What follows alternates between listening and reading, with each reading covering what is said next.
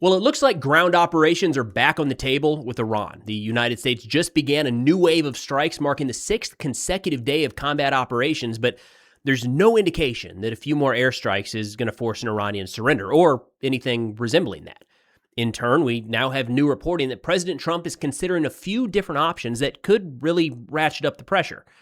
Now, the U.S. strikes in Iran over the last couple of days have focused on military targets, things like command centers, air defense sites, missile and drone capabilities, and coastal surveillance facilities, with the intent of degrading Iran's ability to threaten maritime activity moving through the Strait of Hormuz. In fact, the blockade is now in effect as well, and right away, the United States went about enforcing that. Just yesterday, we got notification that the U.S. used a Hellfire missile fired into a ship's smokestack to stop that vessel from transiting. It looks like it was headed to Iran, was not abiding by the blockade that was in effect. Now, the Wall Street Journal put out a report earlier today saying that President Trump is leaning towards expanding U.S. military operations in Iran, and they focus on 3 different scenarios that he's considering playing out. The first option includes expansion of airstrikes, and I would read into that as going after Iranian infrastructure, things we have not really hit yet, or at least not focused on quite yet.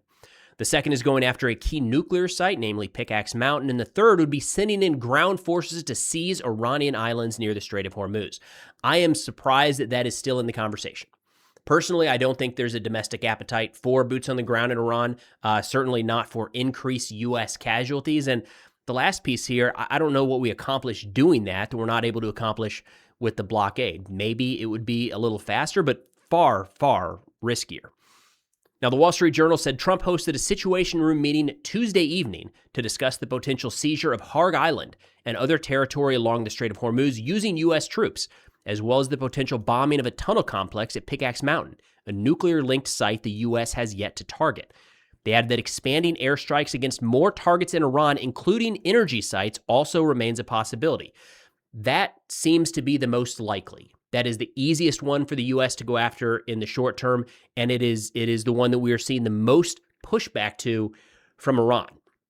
Just today, we had notes that were it's kind of the exact same statement, just phrased slightly differently, put out by the Supreme Leader's advisor, Mokber, as well as the spokesperson for the IRGC and the spokesperson for the Iranian army. All of them, in some way, shape, or form, said if the United States goes after our infrastructure, we will turn the entire region to rubble. So that seems to be the one that they expect the United States to pursue first. So again, when we're talking about the expansion of strikes, it would be beyond explicitly military targets. In this case, as President Trump has mentioned in recent days, going after roads, bridges, rail lines, energy infrastructure, electrical grids, and oil processing facilities. Iran, in the past, when their oil infrastructure has been hit, I believe it was Israel that hit it earlier in the war, not the United States, but I could be incorrect there. When those facilities were hit, the immediate Iranian response was going after oil infrastructure in the neighboring countries in the Gulf region. So they have done that in the past. We are seeing Iranian drones and missiles appear to get through in some of these retaliatory strikes. The battle damage assessments are anyone's guess. You know what? I'll put up some imagery here. We're getting some Chinese satellite imagery showing that, it looks like some of these are getting through and striking U.S. bases. So they still have some capacity. In fact, as we go to record, Iran is making a claim that they destroyed a U.S. Patriot radar in Jordan. Strong claims require strong evidence, and we haven't seen that quite yet. But there certainly are Iranian munitions getting through and striking. Now, could they get enough through to, as they say, quote, turn the entire region to rubble? I don't know, but that's something that our regional partners are going to have to balance as we look to expand strikes.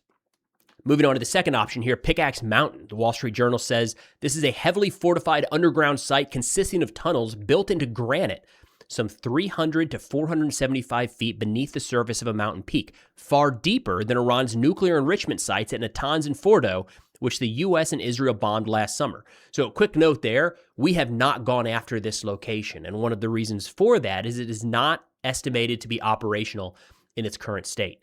The Institute for Science and International Security has some satellite imagery that I'll put up on the screen here, and they ran through in a recent article kind of what we believe is going on at Pickax right now.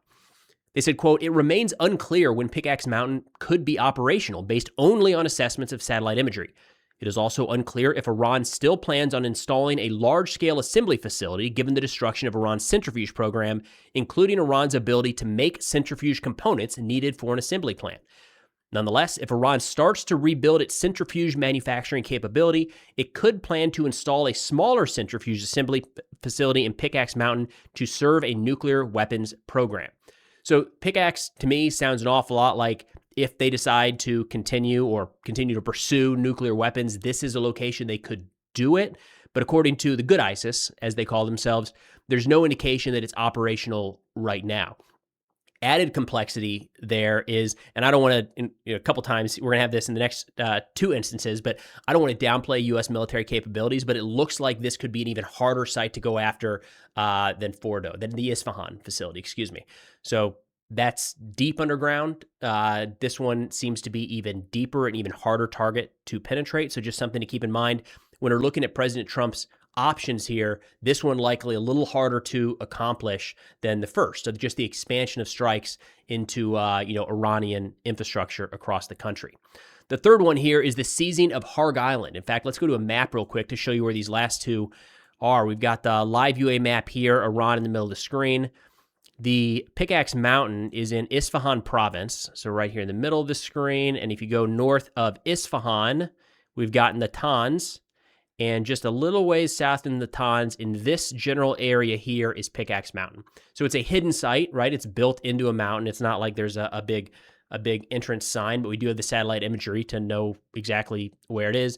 Nonetheless, we have been able to put aircraft over much of Iran at this point, but that would require, if we're talking about dropping bunker buster type bombs, that requires manned aircraft overhead. So just recognize the risk associated with that. Yes, Midnight Hammer went off without a hitch. However, we did see right when the ceasefire went into place 45 days ago, something like that, was right on the tail end of a number of U.S. aircraft being hit, some being shot down by Iranian air defense. So there is still a risk of flying manned aircraft through Iranian airspace.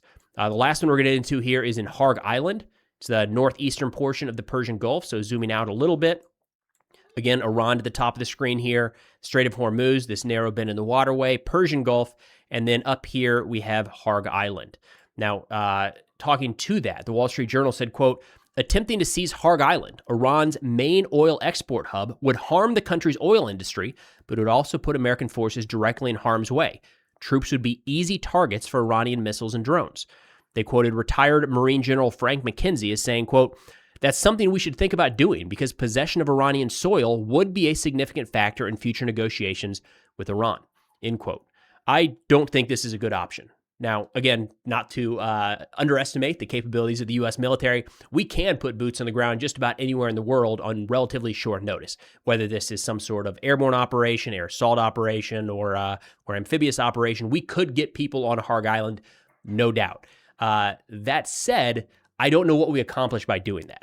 All right, so the focus, especially at the beginning of the war, was talking about if we take some territory, especially Har Island, where the majority of their crude exports come from, it would shut down Iran's access to that market. But that's what we're doing with the blockade, right? The blockade is in effect. We are supposed to be right now, and we're getting reports from CENTCOM that it is effective, stopping any Iranian ships moving, or any ships moving to or from Iranian ports.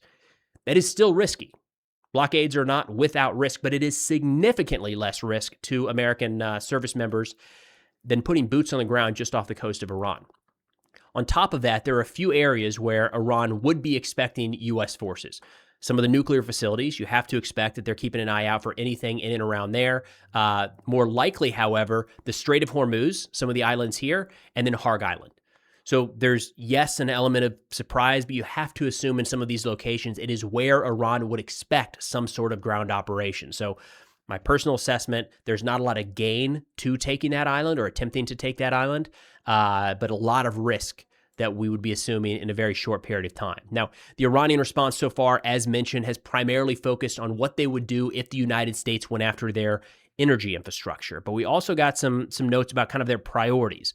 The senior spokesperson for the Iranian armed forces earlier today said, quote, we insist on the withdrawal of the United States from the region, and we will never back down from the Strait of Hormuz. The Strait of Hormuz continues to be a key focus of Iran in all of this, with the IRGC spokesperson kind of echoing that, saying that he reiterated that under no circumstances will Iran allow the United States to interfere in the Strait of Hormuz, adding, quote, "This is Iran's invincible red line." So again, the current path of strikes against military targets in Iran, it didn't really change anything at the beginning of the war. No doubt Iran is weaker today in terms of military capabilities than they were when this war started.